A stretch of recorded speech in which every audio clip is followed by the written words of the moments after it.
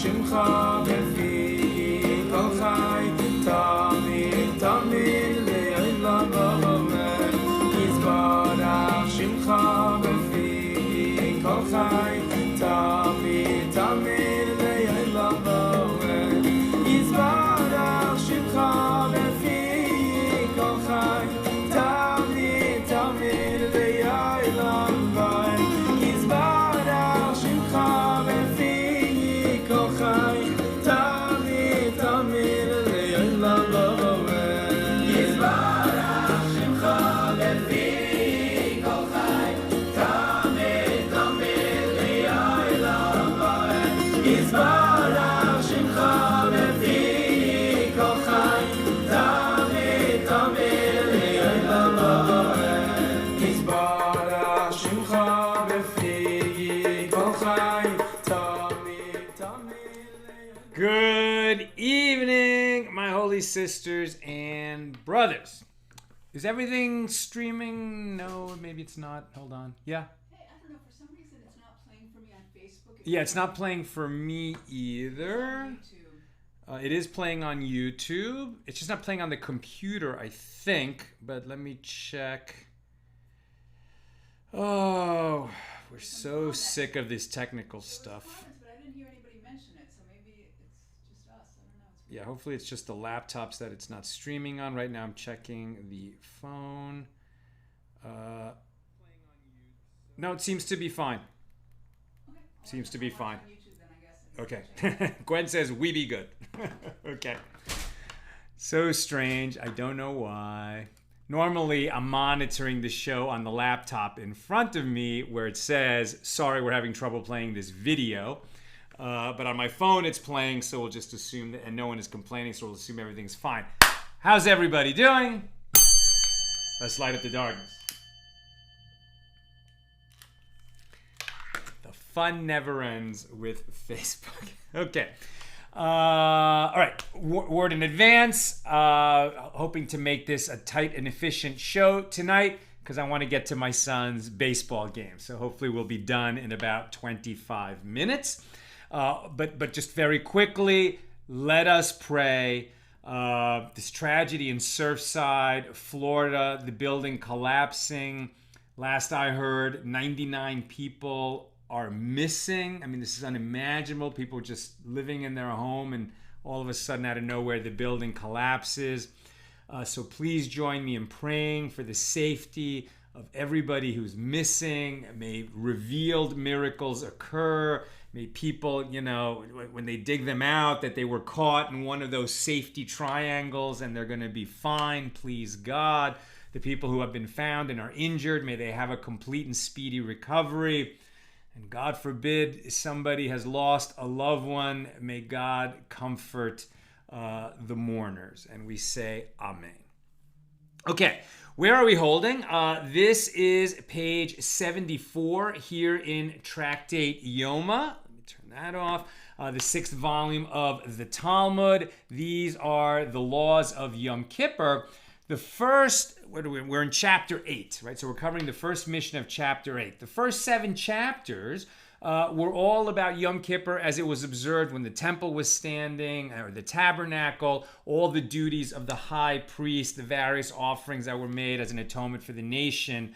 And sadly, we have not been able to fulfill those obligations or observe Yom Kippur in the way prescribed in the Torah since the second temple was destroyed 2,000 years ago. However, this chapter 8, this concerns the laws that are still in force today. Namely, this idea that not only do we atone on Yom Kippur, but we afflict ourselves. And what does it mean that we afflict ourselves? Let me reread that first Mishnah. That I read it yesterday. This is what we're talking about. The first Mishnah of chapter 8. On Yom Kippur, the day on which there is a commandment by Torah law to afflict oneself, it is prohibited to engage in eating and in drinking, in bathing and in smearing oil on one's body, and in wearing shoes and in conjugal relations. Some exceptions were made for a king and a new bride. The scope of those exceptions very, very narrow. Then the sages spent some time discussing, well, you're not allowed to eat or to drink normally we have minimum measures that if you eat just a tiny bit, it's not really eating. You haven't committed the action of eating if it's just such a tiny amount. But if the food that you eat combines to form the bulk of a date, or the liquid that you drink combines to fill a cheekful of liquid, then you've reached the minimum measure, and you're liable for committing a transgression of a Torah law, namely one that if you did this intentionally, you would be liable to kares. That's death by the hand of the heavenly court. If you eat less than that minimum measure, it's still prohibited by rabbinic decree, but you're probably not violating a Torah law. At least that was a debate. Rabbi Yochanan says yes, even the less than the minimum measure is prohibited on the biblical level, and Reish Lakish says no, only the minimum measure is prohibited on the biblical level. Less than that, still prohibited, but by rabbinic decree rather than by written law in the Torah. Okay, that's the discussion we've been basically engaged in so far. Now we're on page 74, and for the part that we're going to cover in class today, we're actually going to near the top on the B side of page 74. The sages taught. The verse states in Leviticus 16:29, "And this shall be a statute to you forever. In the 7th month, on the 10th day of the month," that's Yom Kippur, "you shall afflict your souls." That's Leviticus 16:29. Now, I might have thought that one should sit in the sun or in the cold to suffer and afflict his soul, right? So what does it mean, you shall afflict your souls? Does it mean you shall purposely put yourself in a situation where you're going to be suffering? But, for example, because you're in a place that's too hot or a place that's too cold? Is that what it means to afflict your souls? You might have thought that. Therefore, the continuation of the verse states, "And you shall not do any labor, the homeborn or the stranger that lives among you," right? Neither the one who was born Jewish and living in the Holy Land, where these laws are initially stated, nor the one who lives among you. That could be a non-Jewish resident in your land. It's not really talking about the convert, I don't think, who is just a Jew, and the laws apply exactly as if he was born Jewish or he converted. But even the resident among you should not do labor on Yom Kippur in the Holy Land, right, when it's a sovereign state. So where do we have here? And so this teaches that just as prohibited labor is a commandment that requires one to sit and do nothing, right? Like just not like on Shabbos, it's prohibited to do labors, the 39 malachas, the 39 categories of labor that are prohibited on Shabbos. All those forms of labor are also prohibited on Yom Kippur. And you fulfill that obligation to do no labor on Shabbos, or in this case, to do no labor on Yom Kippur, by simply doing nothing, right? By not doing the labor. That's how you fulfill this mitzvah. And now what they're saying is, when the Torah says you shall afflict yourselves, what does it mean? It doesn't mean that you're going to go out and make yourself suffer. It means that you're going to refrain from doing work and you're going to refrain from eating, as we've been discussing. So as one is commanded to refrain from action, so too affliction of one's soul is also a mitzvah, a commandment requiring one to sit and do nothing. One is not commanded to be proactive in order to afflict his soul. You don't have to bring suffering upon yourself. Rather, one must refrain from specified actions such as the forbidden labors and such as eating and drinking. So the Gemara asks, and say that it means that when one sits in the sun and it is too hot for him, so then we do not say to him, get up and sit in the shade. Or if one sits in the shade and it is too cold for him, we do not say to him, get up and sit in the sun. These are also cases of affliction involving sitting and doing nothing. So you shouldn't put yourself in a situation where you're suffering. But if you find yourself in a position where you're suffering, should you just stay there because the Torah said you shall afflict your souls on Yom Kippur? And the Gemara rejects this. It must be similar to the prohibition of labor, because that verse, Leviticus 16:29, says you shall afflict your souls and you shall do no labor. So there's a relationship between afflicting your soul and doing no labor. Just as with regard to the prohibited labor, you did not distinguish between situations, whether you put yourself in it or found yourself in it, since the prohibition is independent of one's personal circumstance, so too you do not distinguish with regard to affliction, which is not affected by one's circumstance. I mean, there's the exception of a person who's going to die if they don't eat. We let them eat on Yom Kippur. But for the average person, no matter whether you're rich or poor, tall or short, man or woman, etc., no matter what your personal situation is, you don't eat or drink on Yom Kippur, and you afflict yourself. This is the other three things that are mentioned: no eating, no drinking, no smearing oil, no wearing shoes, no conjugal relations on Yom Kippur. It was taught in another baraisa, just as the verse states, you shall afflict your souls, 16:20, Leviticus 16:29. Now, I might have thought that one must sit in the sun or the cold and be uncomfortable. Therefore, the continuation of the verse states, and you shall not do any labor. So this baraisa agrees with the understanding that we've been discussing in the Gemara. So just as prohibited labor is something that incurs kares in other circumstances, meaning if you do a prohibited labor on Shabbos and you do it intentionally, so then the punishment for that is hands at the death of the heavenly court, right? That soul shall be cut off from its people. It means that heaven will punish you. The earthly court does not punish you for that. And just as the punishment for doing the prohibited labor on Shabbos is kares, so too on Yom Kippur, that is the punishment. Just as prohibited labor is something that incurs kares in other circumstances, like Shabbos, so too affliction relates to acts that in other circumstances incur kares. And what is that circumstance? That is referring to pigul and nasar, which lead to kares if eaten. We've talked about this before. This is when offerings are being brought in the temple. If some of it is left over beyond the time period when it is permitted to eat the edible portion of the offering, if you leave it beyond that time, it becomes nasar, and then it's disqualified and you may no longer eat it. For example, the Pesach offering, the Paschal lamb. You can eat it that night, the first night of Passover. By morning, you're no longer allowed to eat it. If you do, you're violating this prohibition of eating something beyond its time. Pigul is if at the time that the priest is bringing that offering or is even slaughtering that offering, if he has in mind that he's going to be eating it tomorrow, which would be beyond its time, then it's disqualified immediately. That's pigul. And the punishment for that is kares. So the baraisa continues.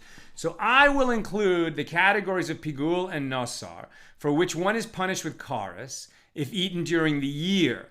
But I will not include untithed produce, which does not cause one to incur punishment of kares if eaten. So they're trying to define what is included in you shall afflict your souls. And right now we're talking about things that you eat. Right? So now they're saying, well, maybe the things that were prohibited to eat on Yom Kippur are the things that if we eat them at some other time, they would be prohibited with the same penalty of kares, like doing labor on Shabbos, and so they're going to be included, but maybe there's something else that's not included, right? So, so pigul and nasar are going to be included, but what about untithed produce? Untithed produce, which does not cause one to incur the punishment of kares if eaten. So if you have produce, right, that you grew in the Holy Land, it has to be tithed. Certain amounts have to be set apart for the priest and for the Levite and for the second tithe, etc., for you to eat in Jerusalem. So if you don't do that, it's prohibited to eat the food because it's untithed. But if you do eat it, is the punishment kares? And the Gemara is saying, no, it is not. Therefore, the verse states, you shall afflict, and it also states, and you shall afflict your souls. So the reason that it repeats, you shall afflict, and you shall afflict your souls, is to tell you that you have to, expand, and all these categories of things are going to be included in it. So untithed produce is also something you may not eat on Yom Kippur. So it's going to go through a series of paragraphs. Well, okay, so understand I can't eat untied produce, but maybe I can eat such and such. Right, so I will include untied produce for which one receives death at the hand of heaven, but I will not include an unslaughtered animal carcass. Right, so that's treif, that's treifa. That's an animal that was not slaughtered in a kosher manner. A Jew may not eat it, which although it is prohibited for consumption, one who eats it is not punishable by death at the hands of heaven. Therefore, the verse states, you shall afflict, and also you shall afflict your souls.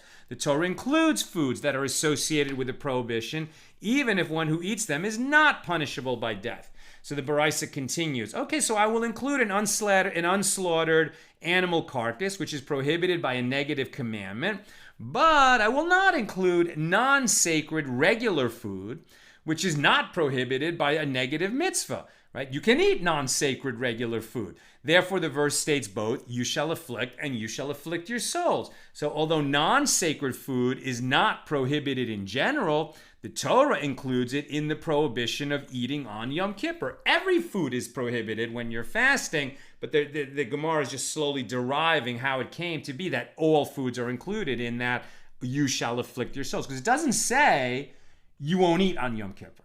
It says you shall afflict your souls. And that's how they're deriving, okay, well, what's included in that? And they're getting to all food, right? We started with that in the Mishna, but now the Gemara is deriving how they figured out that all food is prohibited. So the Baraisa continues, okay, I will include non-sacred food, which is not associated with any positive commandment to arise and eat, i.e., there is no obligation to eat non-sacred food, but maybe I should not include teruma, which is the tithe that's set aside for the priest. Now, priest who receives teruma, he's actually commanded to eat some of that, right? He must eat the priestly tithe that is given to him. Maybe not all of it, but he has to eat of the teruma. So regular food, there's no food that we're commanded to eat. I mean, there's certain symbolic foods from time to time, but generally speaking, whatever food is in my cupboard, I can choose to eat it or not. I'm not commanded to eat any of it. But if a priest receives the priestly tithe from a farmer's produce, he is commanded to eat some of that teruma.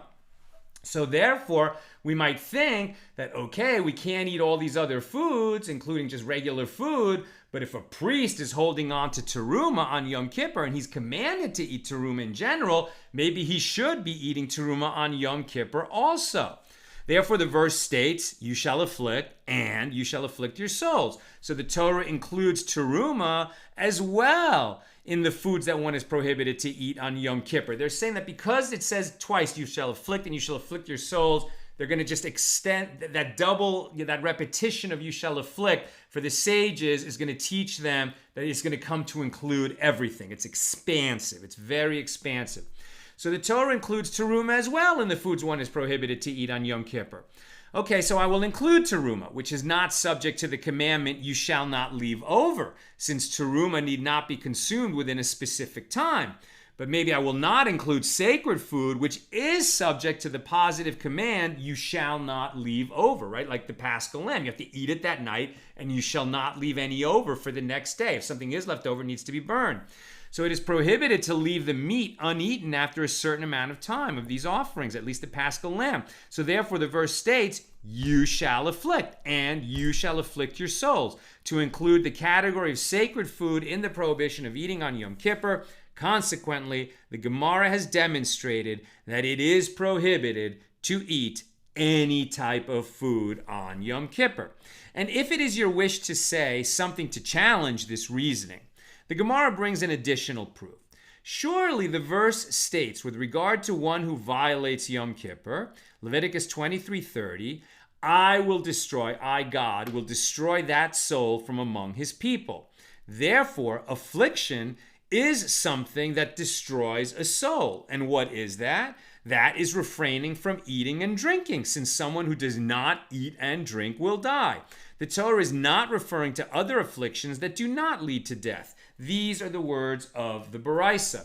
And the Gemara explains, what is meant by and if you wish to say? What flaw did the first proof have when we included all the different kinds of foods and sacred foods, etc., in the prohibition on eating anything during Yom Kippur? And the Gemara explains, And if you say the verse is discussing relations with those with whom relations are forbidden, avoidance of which is also called affliction, meaning you can't have sex on Yom Kippur, and that's an affliction. And it is not discussing eating and drinking, right? Maybe when it says you shall afflict your souls, what it's saying is, okay, don't have sex on Yom Kippur, but you can eat. How do we know that affliction includes both not eating and drinking and not having marital relations?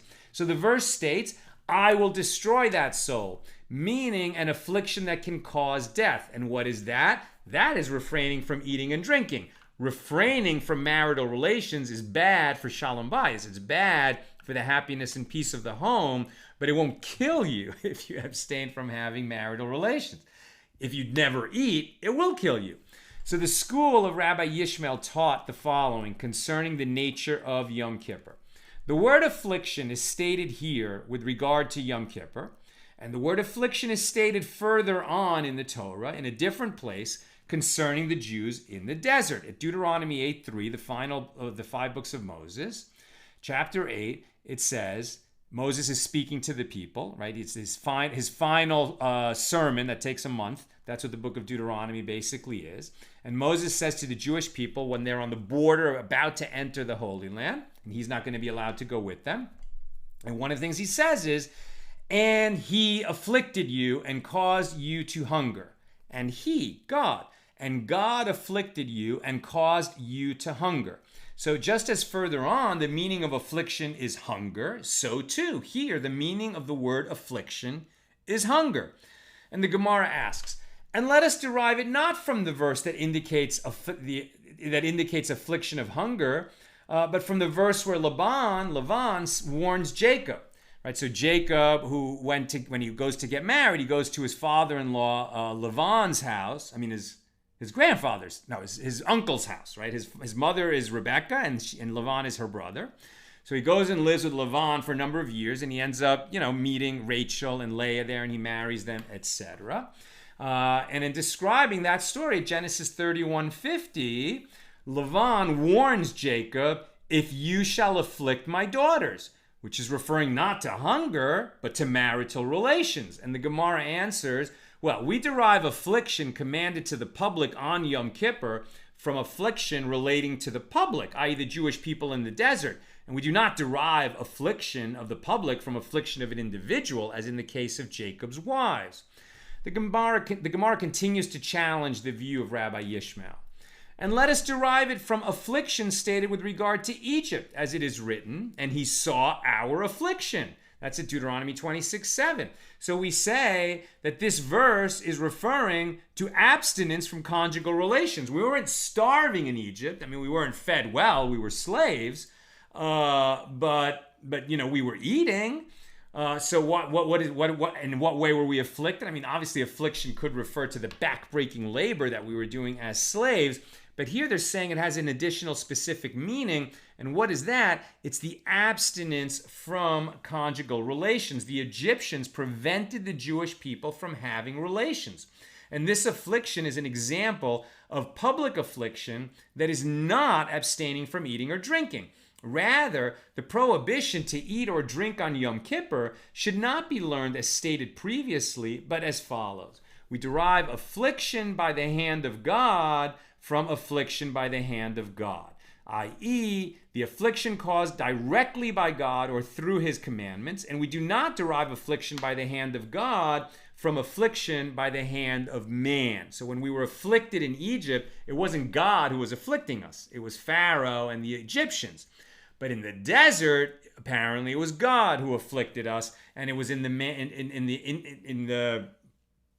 the subject of food that God afflicted us. Now, apropos the verse from Deuteronomy 8:3, and he afflicted you and caused you to hunger. Now that verse continues, and he afflicted you and caused you to hunger and fed you with manna. And the Gemara expounds related verses. So the Torah states, who feeds you manna in the desert, which your fathers did not know, in order to afflict you. That's Deuteronomy 8:16. So the Gemara asks, what is the affliction in eating manna? When we were eating manna, we were eating a food that tasted to every individual like the best thing they ever ate, right? Manna tasted like the favorite thing that you've ever eaten. For every person, it tasted like his favorite food or her favorite food. That doesn't sound like an affliction. The manna was some kind of supernatural food that we found in the mornings when we were wandering in the desert. It was perfectly placed on the ground for us above a layer of frost, I think, and under a layer of dew, or vice versa, but between two layers of water that didn't get into the manna. So it's perfectly clean. And we would gather it and eat it. And like elsewhere, I think we learned in the Talmud, like people didn't even go to the bathroom while they were there for those 40 years. Like they ate a food that gave them exactly what they needed in their body and no more. So it was beautiful tasting and perfectly constituted to give a person exactly the nutrition that they need. That does not sound like an affliction. And so the Gemara is asking, what kind of affliction is that? And Rabbi Ami and Rabbi Asi disagreed. How could you call eating manna an affliction? And they disagreed on the matter. One said, there is no comparison between one who has bread in his basket and one who does not have bread in his basket. The affliction in eating manna lay in there being no leftover food for the next day. The affliction of manna is that you were eating the most perfect food ever and it came every day, but there was never more than you needed that day. And so it was a complete article of faith that it would come again tomorrow for 40 years. You kind of got used to it, but you were well aware that you're in the desert, and if for some reason God doesn't send the manna tomorrow, boom, we're in trouble. We're gonna starve to death very quickly. So the fact that we don't have a cupboard and we don't have the knowledge that we have bread in our basket or bread in our bread box, as it were, the manna only came for that day. And that was the nature of its affliction, according to Rabbi Ami. And the other, Rabbi Asi, said, well, actually, Rabbi Ami and Rabbi Asi disagreed. We're not sure who held which view. One said there's no comparison between one who has food in his cupboard and one who doesn't. And the other one said there's no comparison between one who sees the food and eats it and one who does not see the food and eats it. So although the manna could taste like anything, it always looked the same. And it did not look as it tasted.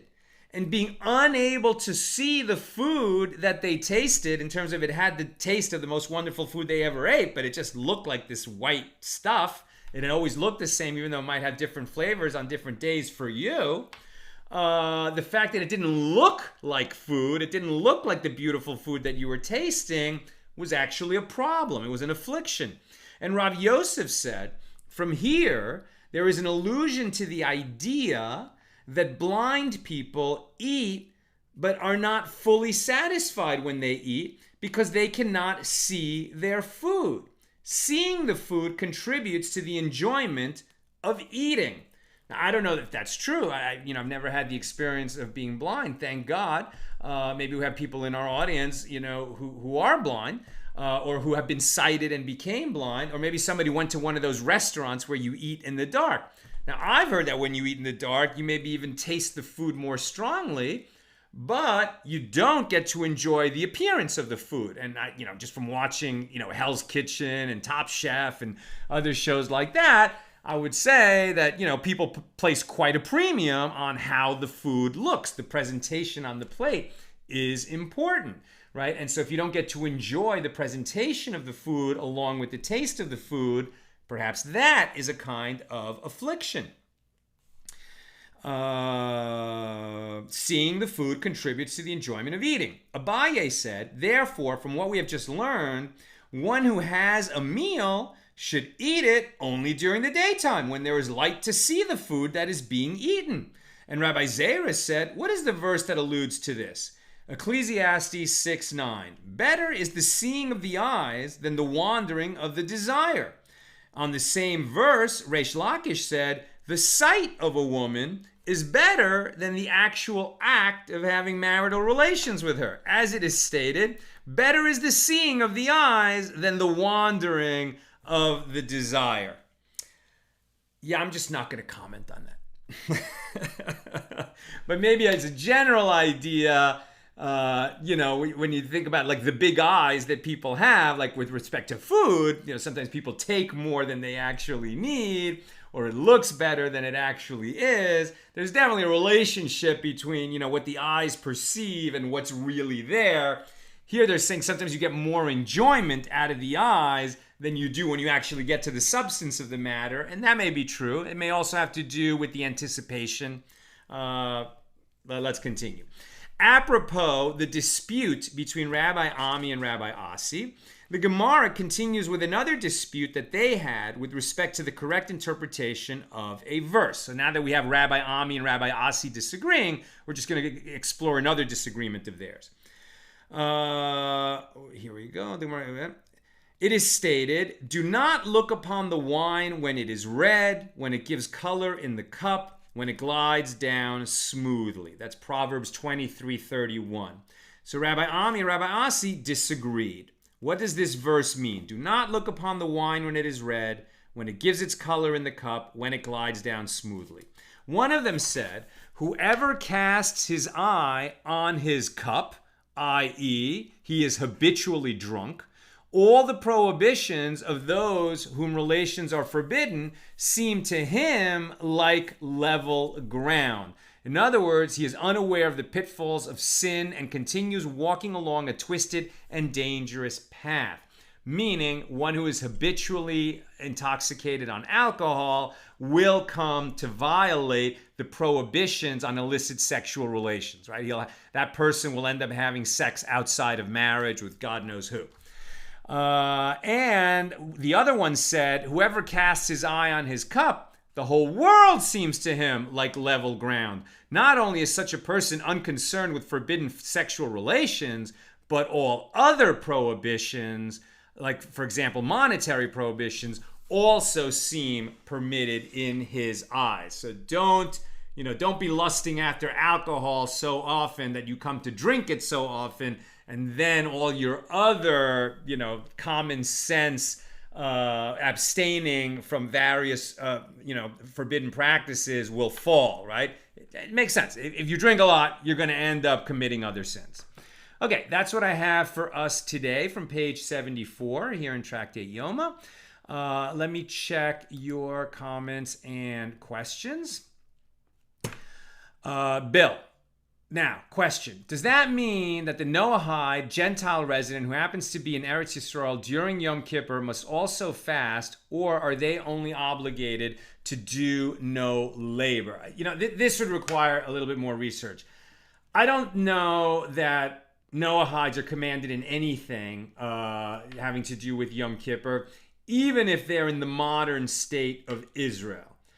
The ancient kingdom of Israel was different, right? When we had the priests and the temple, etc. So I don't know the answer. If there's any technical requirement that if somebody's there on Yom Kippur who's not a Jew, but considers himself a Noahide, whether he needs to fast. I don't think he needs to fast, and I don't think he needs to abstain from work according to the laws of Jews.